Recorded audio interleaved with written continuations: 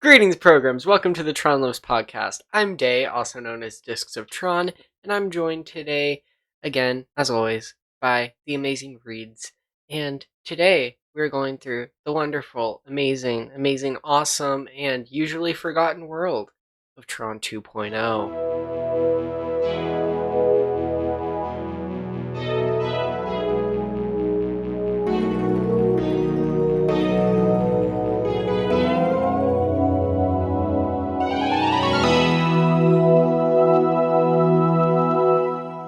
Theme song. Yes. Yay, we have a theme now. Yeah, composed by yours truly. Kind of goal for that.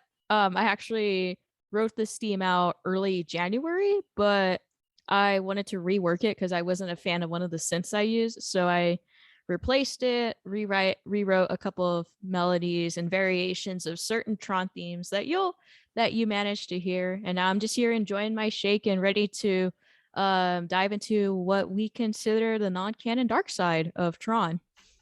Dark side. Whoa, yeah, what we're about to see and what those that are listening are about to, listen on to about, I'm just gonna say, there's some angst, and it's a lot of angst. Not at first, but it gets there very quickly. Yeah. Okay, so this is a reminder from me, from Reedz. So, when we go through this entire segment, there's definitely some spoilers incoming. So, if you want to wait and, If you care about take spoilers part, for the 19-year-old video game, that is. yep, or, read a old comic, pause right now.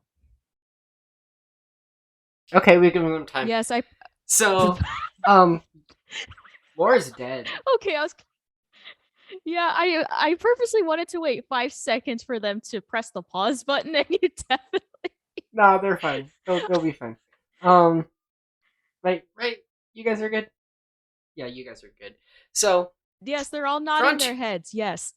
Yeah, they're definitely nodding their heads. I'm sure. No one's like, "What the heck?" We'll be fine. We'll be fine.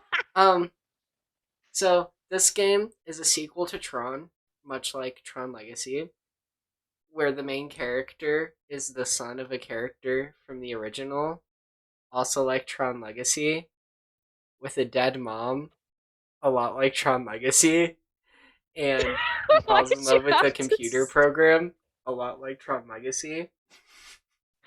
The fact that you just started out with yes, dead mom. No, It's a like Disney character. I know, but I don't know what you want from me. okay. But yeah, Tron 2.0 is an interesting. It is a first-person shooter game, kind of a new route for Tron at this time. We're used to the usual classic, Tron arcade game, Discs of Tron. Ironically, the game, not you. Uh, uh, But no, it's me. yeah, so Tron 2.0 came out in 2003. It originally came out for PC and eventually got its way into Xbox in 2004 with the Killer App mod, and there was also a version made for the Game Boy Advance. Um, so yeah, so a lot about Tron 2.0.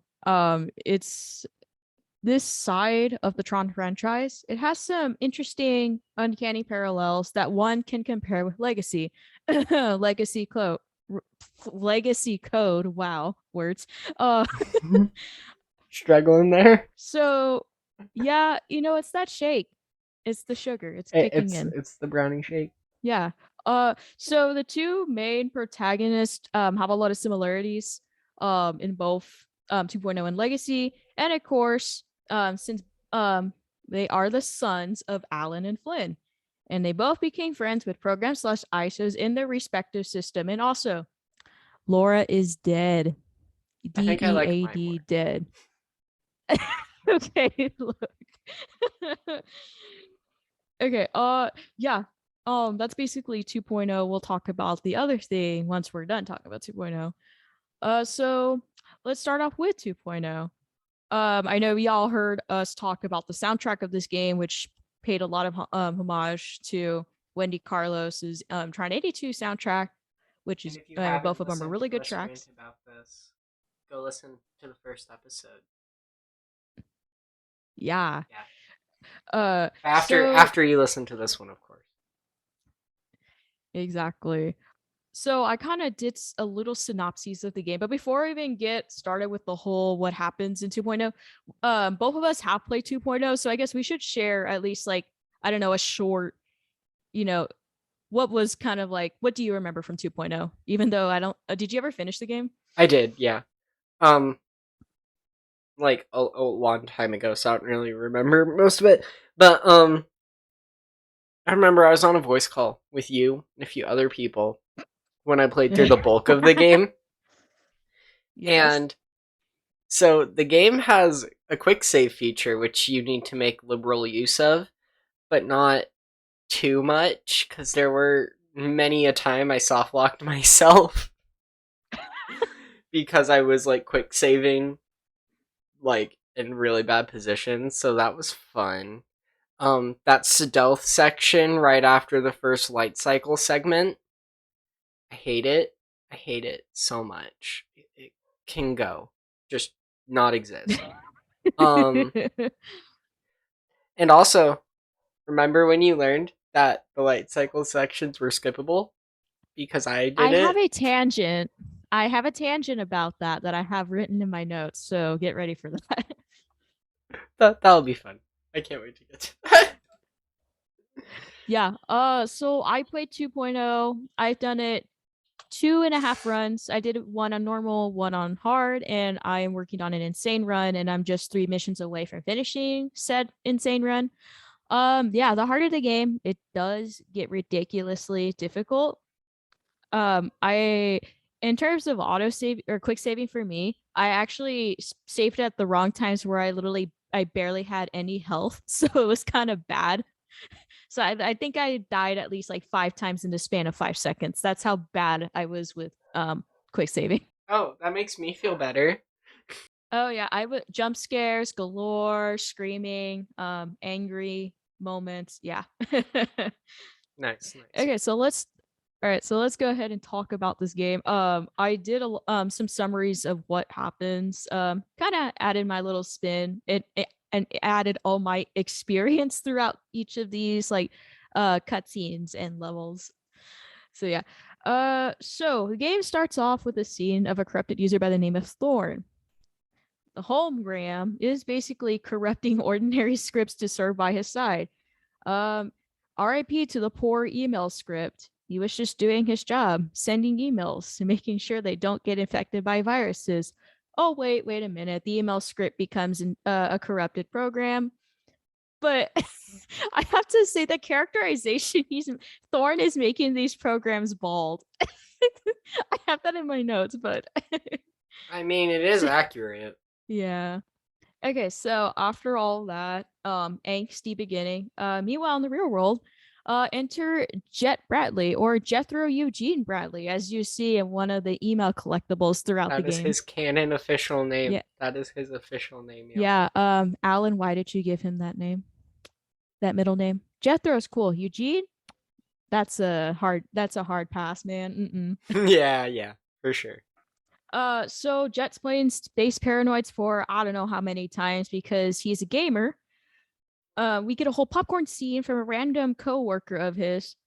Also, I kind of assume it's Roy's son. I don't know, just to play, just because with the whole dialogue is very familiar to 82. Um, so Jet picks up the phone, and lo and behold, it's the almighty Alan Bradley. I am so sorry to what happened in his design. Oh man, like Ugh. he's got like Alan's got a 5 o'clock shadow. Like But hey, it's still Bruce Boxleitner playing him.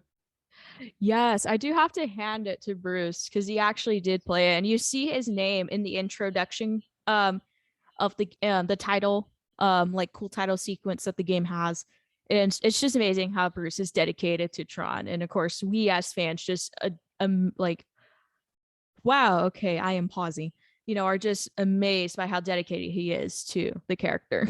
All right, so Jet's all like, "Hey, what's poppin', eh, Brad?" And basically, Alan's not happy with Jet after turning down an offer.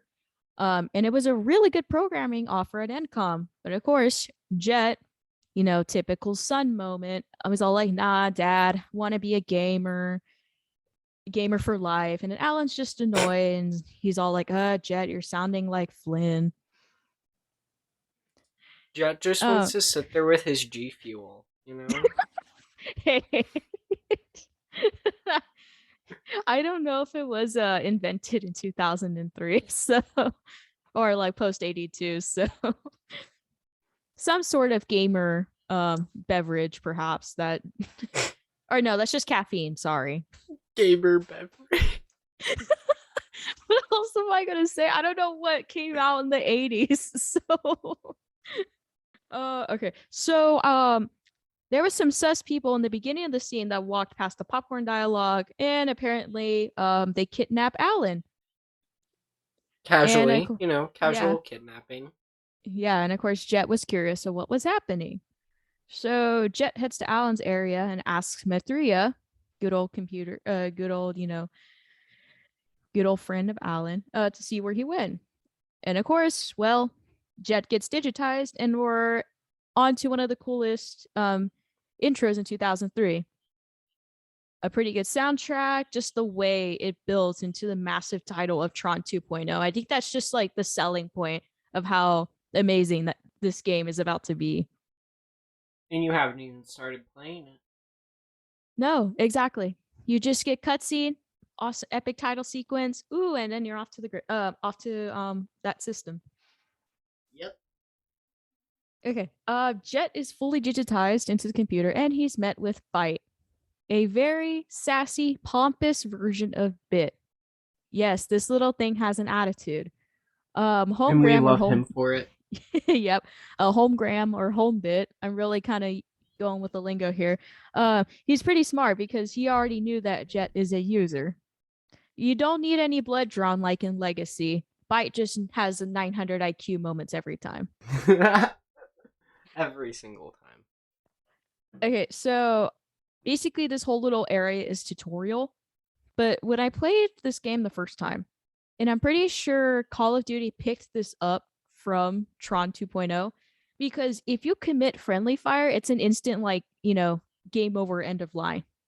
Because when the first set of enemies appeared, I accidentally derezzed Bite. It was an Oh accident. no! It was an accident. And I was like, what happened? I was like, oh, because I didn't know he would scream. And then because any of like the ally programs have like 25 to 50 health. So if you throw your disc or hit a weapon at them, they can instantly derez. So there was that. Um, and also later on, I accidentally got Alan. So whatever you do, please do not give me explosive weapons in game. Just don't. Just don't. Yeah, just don't. So some other things that you can encounter that you will need for the remainder of your game, especially when you're playing on Insane, and I'm not kidding. Build points. There's 100 of them total. I tried to go for all build points, but I missed one on this third mission on Insane. I was big sad. But yeah, so they update Jet's version and have access to leveling up your health, your energy, your transfer, as well as all that stuff, defragging your subroutines. And the more the experience, the better. And if you decide to play on the hardest difficulty, which I did, you will need all of them. And I'm just going to say, start with weapons and then maximize your armor. That's my advice. Permissions. And Oh no, what were you sorry, saying? go ahead. No, you go I was just ahead. gonna say that I think it's cool how this game leans much more into the computer comparisons way more than the others, than like any other Tron thing, which is the biggest thing. Yeah. Definitely this game is so quirky. The soundtrack has some of the classic computer noises that you're used to hearing. And it really just brings that, that whole vibe to life. That's what I like about 2.0. All right, so permissions. These vary for each mission. When you're in a new system, there's a new set of permissions that you have to acquire, and you need them to open doors and such, and also download a couple of stuff. Subroutines. So these are like your abilities that you apply during the game. Some of these include fuzzy signature, which is basically stealth, armor, viral scans, and you can upgrade the subroutines to beta and gold version via the code optimizationware or COW. I actually didn't notice the abbreviated version of this until I played it the second time. They're called cows. Little quirky thing, but it was interesting. Okay, so weapons, the fun stuff. So in this game, you're gonna need more than a disc. You have the ball launcher, which is basically you just shoot green energy.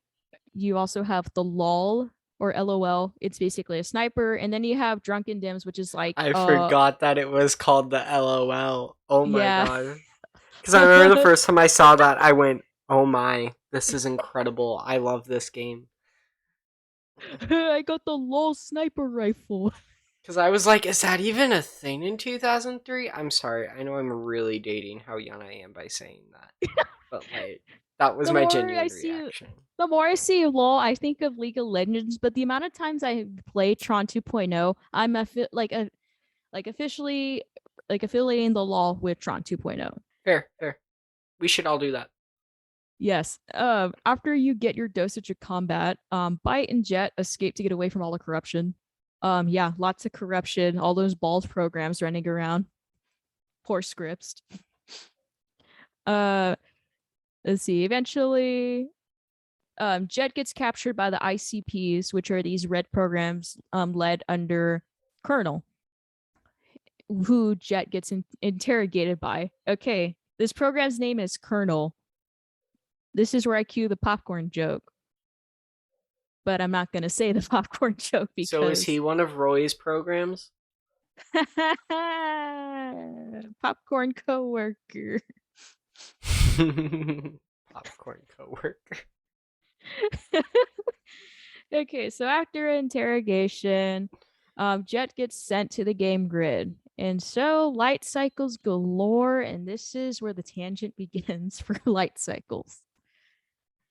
Okay, Before so Reedz begins, I would like to say that I very much enjoyed all of the light cycle segments in this game. She just isn't very good. Okay, what Day said earlier, because here's the thing. You don't have to physically do all the light cycles. You can actually, if you get derez, you can say no, and it just takes you immediately to the next thing or to the next mission, next cutscene, etc.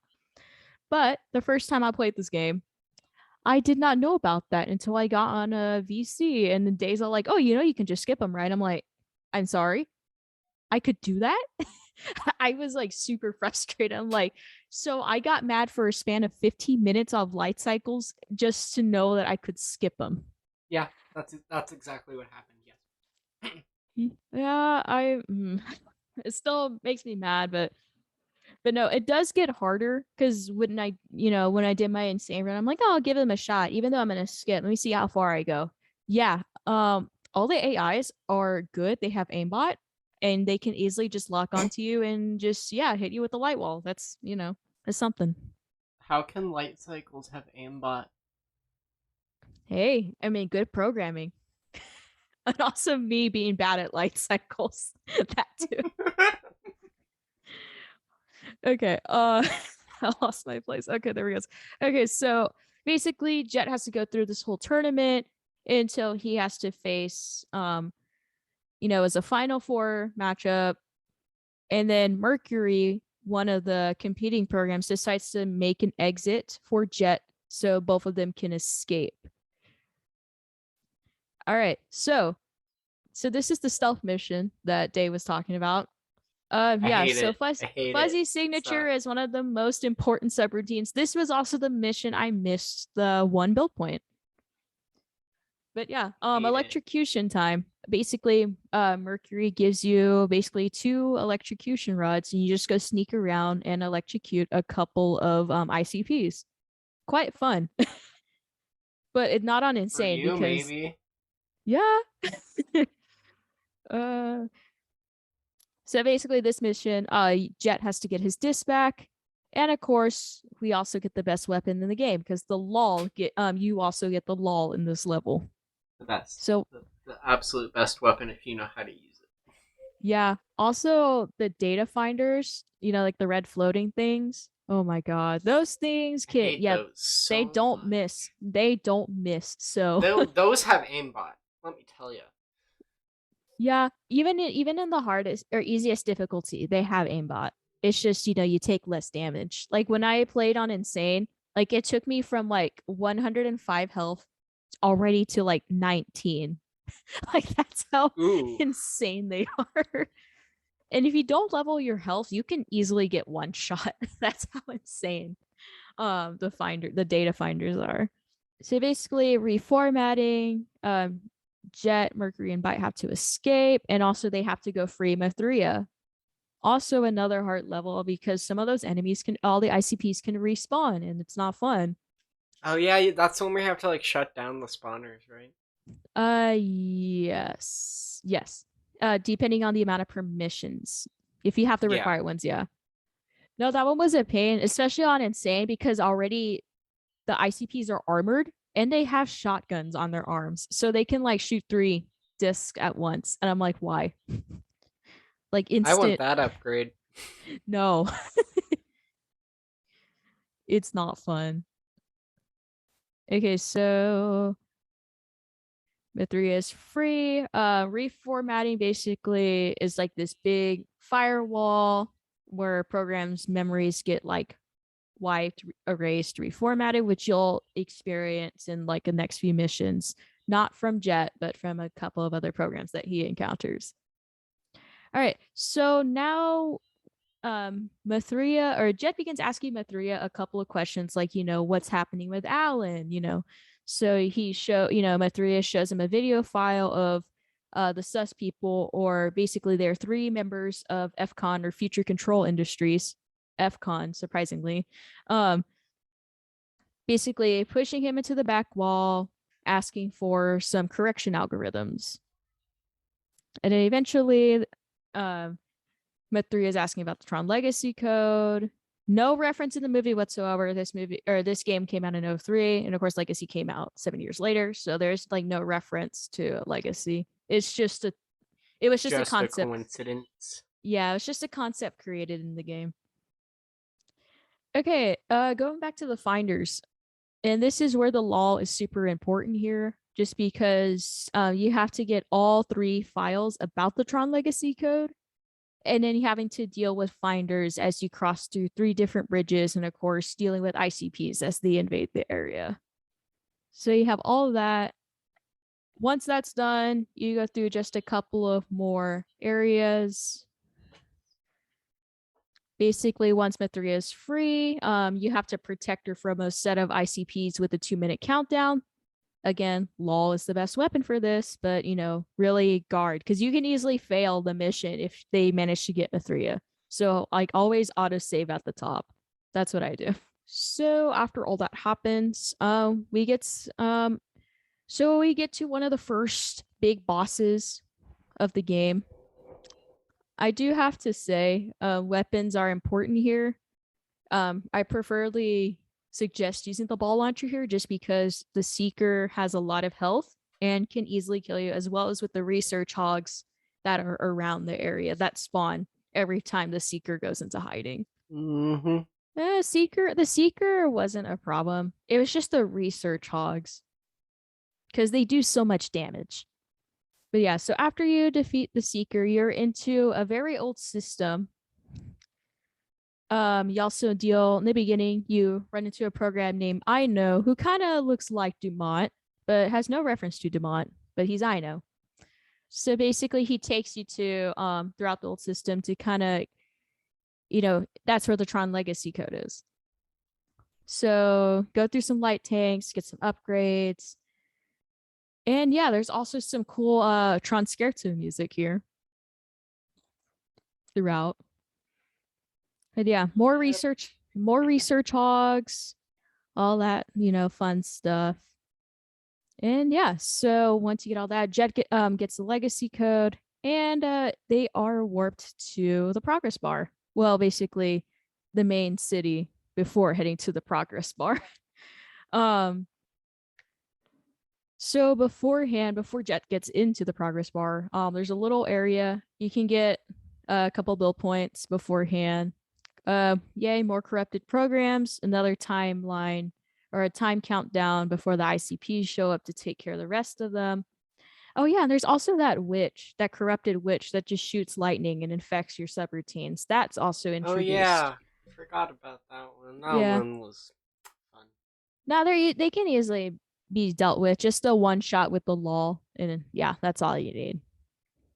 Okay, so progress bar, music is jamming. Some of my favorite, one of my favorite like areas in 2.0 just because, the music.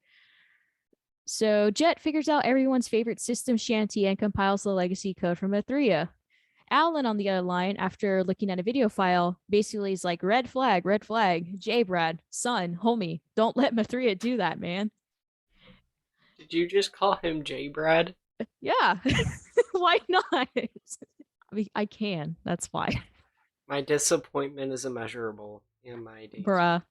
It's the shake, man. Okay, it's the shake. All right, so oh no, Thorn's here, and we also have another countdown just to make sure Mathria doesn't get taken care of. And oh no, Alan gets digitized by FCON.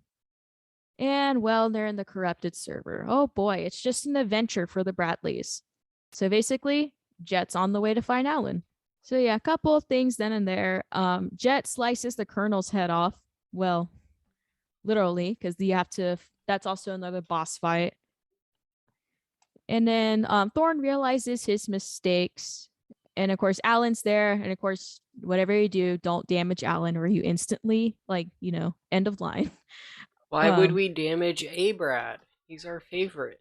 Well, because you actually have to use there's a disc fight, the second phase of Colonel. So I'm just like, well, okay. That's also fun. Because you gotta be dramatic. Yeah, I also had to I was like scream jumping because Colonel kept charging me. I'm like, no, no, no, no, no, no, no, no. Like all that. But yeah. So Thorn gives Jet his access to his PDA. Also, this is also one of my favorite missions. It's a short mission. The only enemy you have to deal with are data finders. Also one of the best tracks in the soundtrack. Okay, and now here comes jump scares. Data race. So these are supposedly the little things that if you notice in the cutscenes that FCON is getting ready to digitize into the system. Data race, they're not as bad as long as you have your subroutines golden, and they have literally that first weapon you get in the game, not the disc, but that purple, I don't know, that purple gun. That's basically what they have, and it doesn't really do as much damage until it's on insane difficulty. But yeah, I noticed when I was playing on hard, the data race actually talked. I actually had to pause my game because I was like, wait, they can talk? Oh, that's interesting. I didn't know that they did that. Yeah, it scared me because I literally I heard one yell, freeze program, but the voice was so scary. I actually had to pause and stop and reassess what I just heard. Jump scare moment. Yeah, it scared me. I was like, what? But yeah. Okay, so lots of puzzles galore throughout this latter half of the game. Jet's able to get Alan transferred over to the FCON server. And basically, both of the Bradleys are about to break into the root of a problem. We get one more Seeker fight and, of course, data race put into one area. Not fun. And then I haven't gotten there yet on Insane. And for sure, I am not ready for it because I know I'm going to be rezzed at least every 50 times because that's going to be hard. Oof. Yeah, I'm not playing an Insane run anytime soon. I am almost done with it. I'm dedicated, but I'm probably not going to finish it until I don't know, later next week once all my stuff is done. All right. So Jet Bradley, certified server crasher. So basically they get all that. Him and Mercury hug it out. One of the sad moments of 2.0, at least in Jet's life. And oh yeah, so those sus people that kidnapped Alan, so they got digitized into this one big viral corrupted monster. And it comes with, you get this 3 stages. Oh, we love those kinds of enemies. We love those kinds of fights. Yeah. So this is where my quick save issue kind of came in. Because yeah, I would save at really bad spots during this boss fight, and it was definitely um it was something. It wasn't a bother when I played it on hard, but on normal, I messed it up just because I kept saving it when I was very low on health. But yeah, weapons I would suggest for these boss fights, and from a distance, either gold, ball launcher, or drunken dims. It just you take you know, it's a lot of damage on them and it just makes it easy. So once you beat the boss, yeah, Mithria basically escorts Jet home, and of course, Alan, makes sure he saves the, file saves all the correction algorithms. Who knows what happens with FCON, blah blah blah. But yeah, so basically the Bradleys basically, escape the system, and Jet's kind of sad. He wants to see Mercury again, and of course, being, the here comes the sun aspect, he asks Alan for a wallpaper of Mercury. And I'm just all like, why? Like, Jet, please. But yeah, that's basically 2.0 in a nutshell. Pretty fun game. A very fun game. Yeah. Would play it again, even after I'm done on Insane. I just want 100% it, but I know that's going to take a while. But yeah, for someone like me, I enjoy playing a lot of shooter games. Back in the days, I played a lot of console. So yeah, Tron 2.0 is an amazing game for its time. I just like this dark parallel with Alan and Jet. But man, they made Alan mean. And I'll say why they made Alan mean when we hop into the next segment. And we also have an emote of this version of Alan in the community server because of what we're about to talk about. I know if you're familiar with the comic Tron Betrayal, which of course is a prequel to Legacy. So I got this other comic that I'm about to talk about right now. This is set after Tron 2.0, entitled Ghost in the Machine. And this is honestly one of the darkest pieces of literature I have owned, at least in comic form. Mm-hmm. But yeah, this is a comic adaptation broken down into 6 volumes. Like I said, set immediately after 2.0. So I'm just gonna give my 1-sentence summary of this. You digitize yourself too many times, and you are in for a joyride. Jed Ratley, what have you done? Oh no, that's not how you want to hear things starting. Yeah. So of course I have my physical copy with me, just to, guide myself through these notes. So in the beginning, it gives like this whole summary about the knowledge of NCOM, also includes the plot line for 82, and just to, get readers caught up, and of course 2.0 as well. So it starts off with this: Jet's in therapy. Like, yeah, he's in therapy, saying that he's having nightmares. All these memories be hitting him like a boulder. And all these memories are him, in the old system. Just him being recompiled, and he's freaking out because somebody is taking over his body. Yeah, it's like instantly dark. Like, your main protagonist is in therapy. And we warned you about me and Alan, which is not going to happen till later. But yeah, that's already like 2.0. Like, yeah, it's already about to get scary. Or not 2.0, GITM words.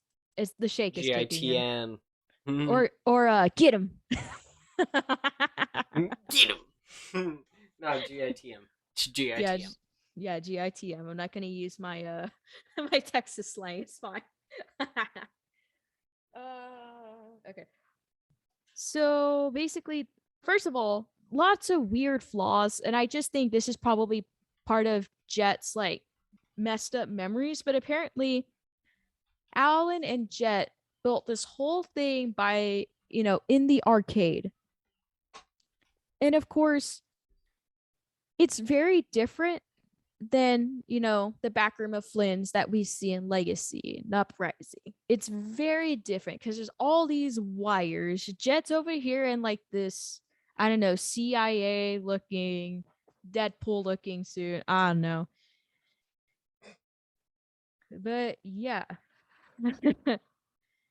So all that. Okay, and apparently there was cops chasing Jet. Ironically, what happens to Sam in Legacy? I mean, the sons, they always get into trouble.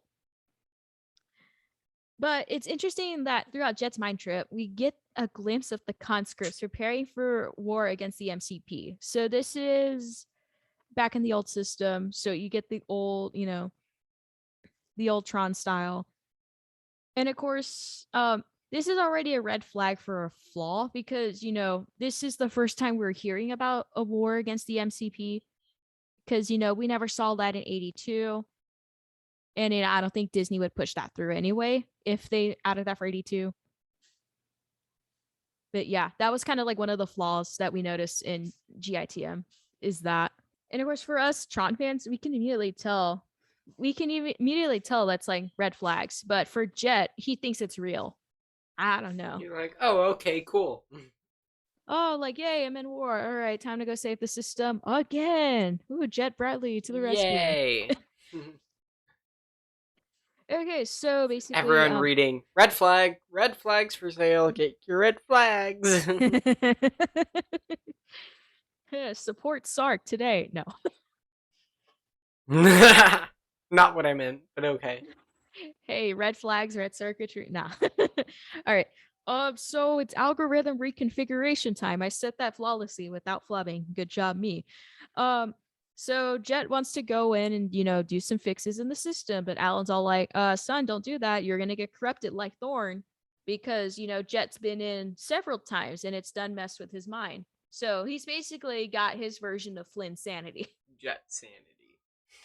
Of course, but does Jet listen to Alan Bradley? Absolutely, absolutely not.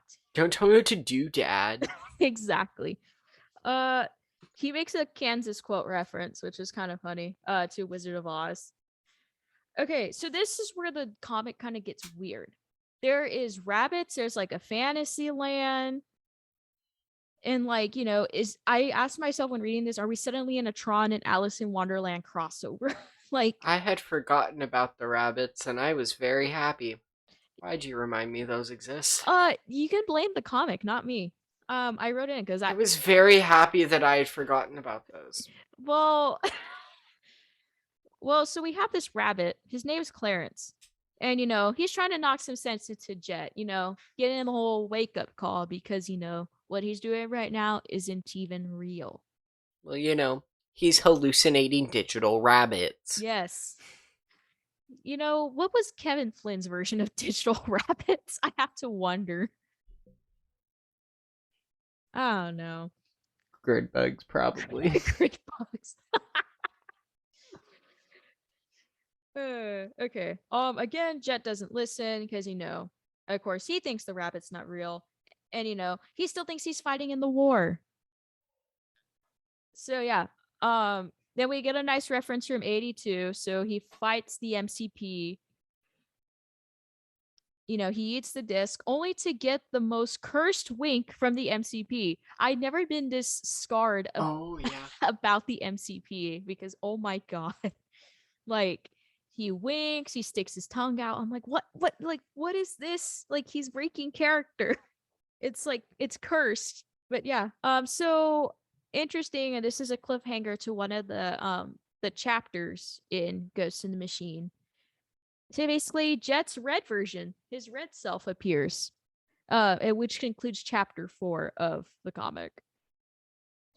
So I do have to say, Jet's red design is actually one of my favorites from that comic. It's just pretty cool. Just the whole crown vibe. And he's also a big bully. He reminds me of the typical high school bully that just, just beats you up. The usual high school bully.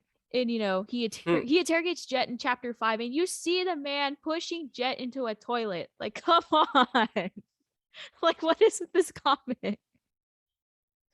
Like poor Jet, he's getting bullied by his own self. Like at the same time, I feel bad, but he's hallucinating. Like again, another wake up call. But eventually, Jet realizes that it's not real, and he's gonna go after Clarence. Thus, we get the tail of three Jets: Jet, his red self, and Clarence. Definitely is something.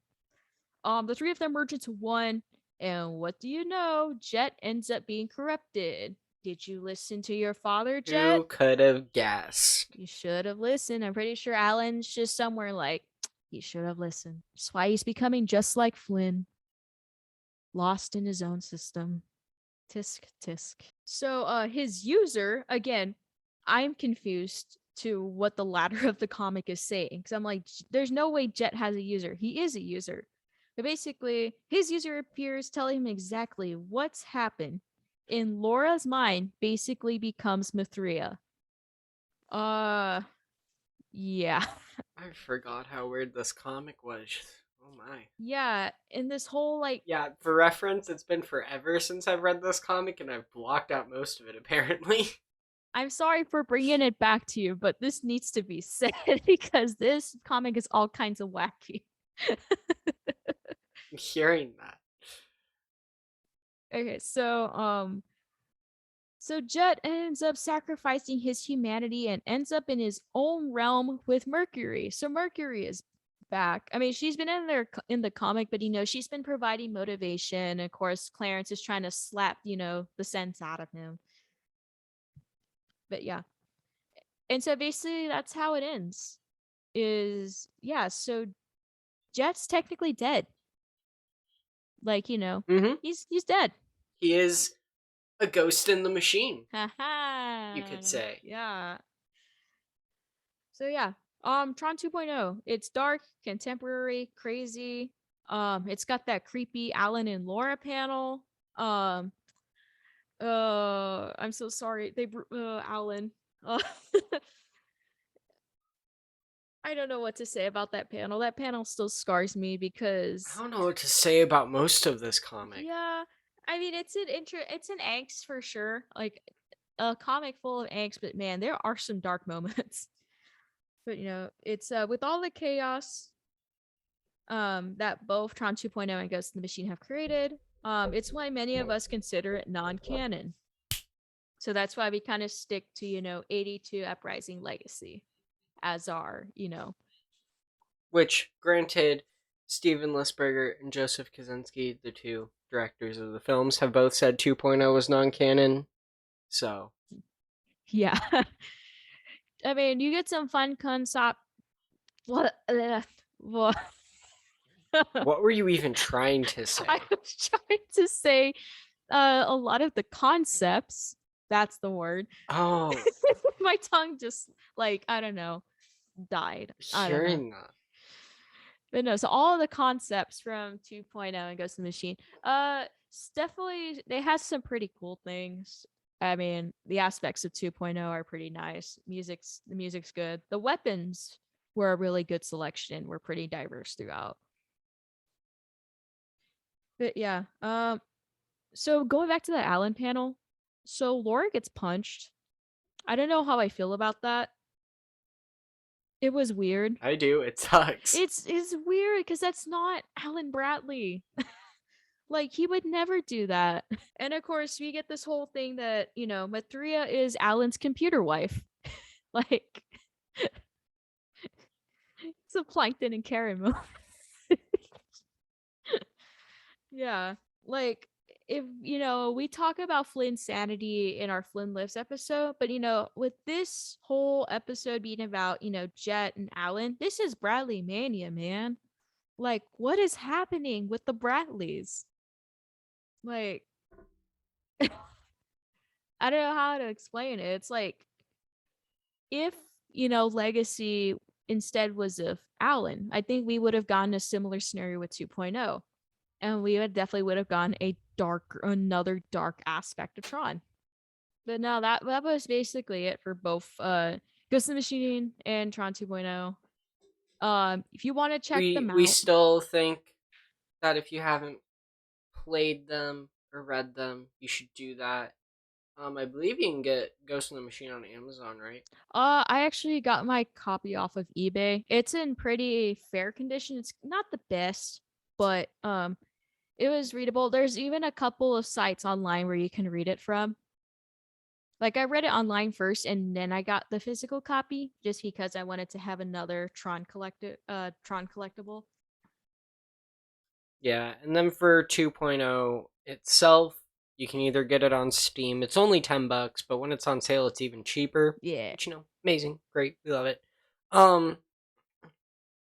or if you want the killer app version on Xbox, which I believe added a few more levels, right? I I'm not. believe so. I think it did. I don't know. We both played the version on Steam, but the Xbox version adds some more content. I know that for sure. You can probably find that on eBay. I don't know the pricing off the top of my head though. Yeah, I'm pretty sure Killer App is pretty cheap. I mean, the only like Tron game that's like super expensive right now is Evolution, so Evo's always been expensive and always will be, yeah. unless you like find it in person somewhere. Well, you managed to have a copy of Evolution, so Yeah, I found one at a GameStop for like $10 used. It was great. yeah, better than like what is it, $60 on eBay now? And if it's like the Yeah. unsealed collector's edition, then it's like an extra like Good luck. $500 or 1,000, you know. But yeah, definitely get you know, play 2.0, read Ghost in the Machine, you know, lots of things with all that. Wow, we're already almost about to be June. And our schedules are finally free. So, it's Yay. kind of hectic to get together and do podcasts again. But, we both had big milestones IRL. So, finally can do more podcast things. I know I have a couple of episodes in mind that I'm drafting up, and I might tweak the theme. You Oh, never, same. yeah. And of course, Yeah, I mean, who knows? but yeah. So you can find me at Tron Midi Archive on Instagram and Twitter. I've been making some frequent posts in and there, just because I am in the process of finishing up my Abraxas cosplay for a convention I'm going to later this week. So I'm excited. I just need just a final sewing and then cosplay test. And then if you want to follow my once a month posting that hopefully gets better, you can follow me at Discs of Tron on Instagram and Twitter. You can follow the podcast at Tron Lives Podcast on Instagram, Tron Lives _ on Twitter. And you can also join the Tron Community Discord server. That's always fun.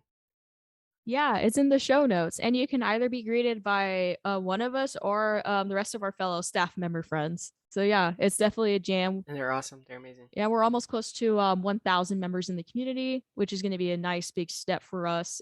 And the fact with Tron rising up again, we're definitely going to see a massive influx of more new members joining. So it's the hype, and of course we're there. It's a whole vibe. Yeah, and I mean, who wouldn't want to talk with us, right? Yeah, we're just screaming, causing chaos. It's just the vibe. Forgetting how to say words. Okay, I was in that. I feel like I got called out for that. Look, the amount of tongue slips I had this episode. What? Okay, Mr. Intro. Leave me alone. Okay, you called me out on my word slips. And then again, I blame the brownie batter shake that I have, okay? I'll blame the shake. But yeah, as you can see, this is what happens when you talk about Tron 2.0 and Ghost Machine for about like 40 to 50 minutes, and you start word slipping, you start forgetting intros. And then you drink a shake that makes you I don't know. Anyways, we hope you enjoyed our trippy adventure to the non-canon realm of Tron. Tronaction 2.0, the Ghost and Bradley Mania. So yeah, Tron lives for the good of the uprising. End of line.